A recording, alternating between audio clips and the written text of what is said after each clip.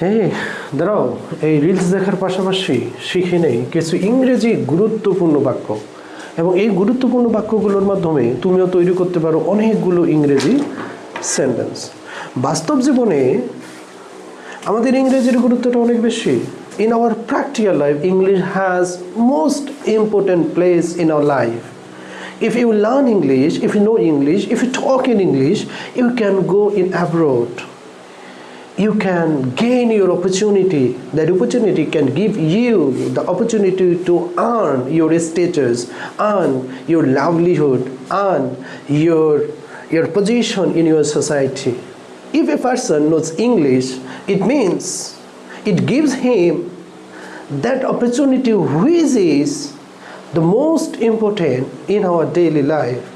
If we know English and English give us this opportunity to get our job and get handsome salary. So I am here to teach you some important English sentences in past tense. So what is the condition of past tense? Past tense এর condition হলো সাধারণত past tense এ যে ভার্বটা আছে না, মূল ভার্বটা, সেটা past form ব্যবহার হয়। ওকে, তো আমাদের প্রেজেন্ট ইনডিফিনিট টেন্সের ক্ষেত্রে একটা অ্যাফার্মেটিভ সেন্টেন্স হয়, একটা আমাদের নেগেটিভ সেন্টেন্স হয়। তো অ্যাফার্মেটিভ সেন্টেন্সের মধ্যে কিছু সেন্টেন্স যেগুলো সবসময় মনে রাখতে হবে, অ্যাফার্মেটিভ সেন্টেন্সের ভার্বগুলো পাস্ট টেন্স, যেমন ওয়েন্ট গিয়েছিল, আন্ডারস্টুড বুঝেছিল, স দেখেছিলাম, কুড হেল্প সাহায্য করতাম, হ্যাড ছিল, হ্যাভ টু ফেস। আমরা হ্যাড ব্যবহার করি কারণ যেহেতু আমরা পাস্টেই ব্যবহার করছি, সুতরাং আমরা ব্যবহার করব হচ্ছে হ্যাড টু ফেস ডিফিকাল্টি। এবার হচ্ছে মাইট, এটা আমাদের একটা পাস্ট ফর্ম।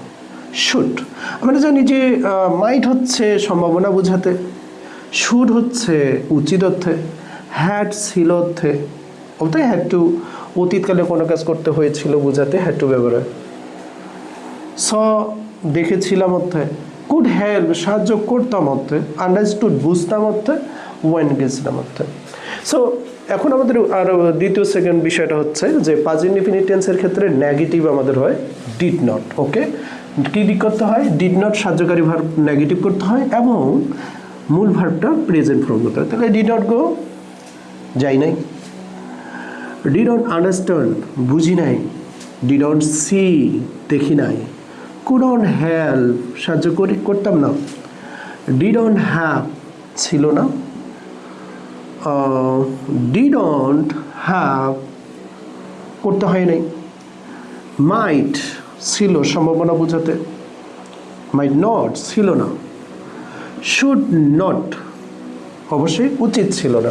তো আমরা সেন্টেন্সগুলোর অর্থ করে নিই। যেমন শি ওয়েন্ট দেয়ার, সে সেখানে গিয়েছিল, দে আন্ডারস্টুড দ্য প্রবলেম, তারা সমস্যাটা বুঝেছিল, উই স হিম কামিং, আমরা তাকে আসতে দেখেছিলাম, দে কুড হেল্প ইউ, তারা তোমাকে সাহায্য করতে পারতো, আই হ্যাড টু সাফার, আমাকে ভোগান্তি করতে হতো, they had to face difficulty, তাদেরকে সম্মুখীন হতে হতো কঠিনত্বের, দে মাইট ট্রাস্ট ইউ, তাদের করতে হতো তোমাকে ভরসা বা বিশ্বাস করতে হতো, they should have done the work, তাদের কাজটা শেষ করা উচিত ছিল।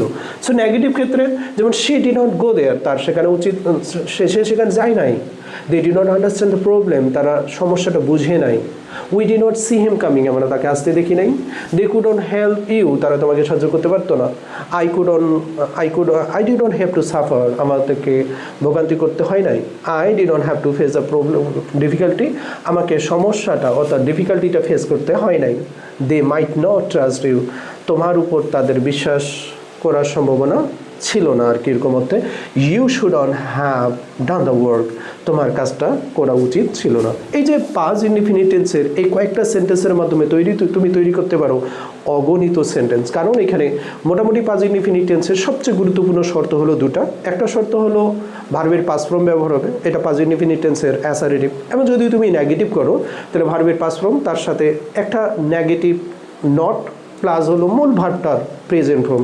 সো এটার ক্ষেত্রে পার্সনের এমন কোনো ভেজাল নাই, কারণ পার্সন এইখানে সাহায্যকারী ভার্ব সবসময় ডিড বসে। ডিডের ক্ষেত্রে যে কোনো সাবজেক্টে ব্যবহার হতে পারে, কিন্তু মূল ভার্বের প্রেজেন্ট ফর্ম অবশ্যই। আর এই রিল দেখার পাশাপাশি একটুখানি বিরক্তি তোমাকে হয়তো বা খারাপ লাগতে পারে, কিন্তু থাকো আমার সাথে, শিখবে অনেক কিছু। Thank you.